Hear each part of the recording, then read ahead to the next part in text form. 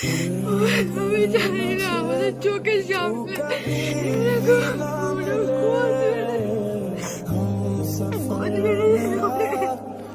ওর মতন ভালো বিড়াল আর একটাও হয় না।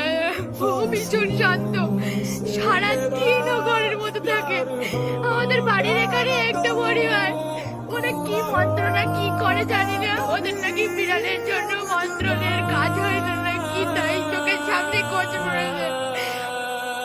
আমি জানি না কোন ডাক্তারের কাছে ফোন করেছে, ডাক্তার বলতে বাঁচবে না। ও ভীষণ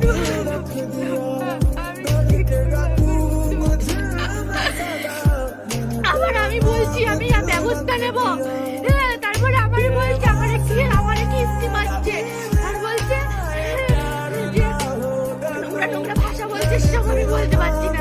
হ্যাঁ, আমি কি তাহলে কি ব্যবস্থা নেব তোমরা একটু বলো। দোষ করার পরে ওরা তেড়ে তেড়ে আসছে, ও বাঁচবে না, কি করবো?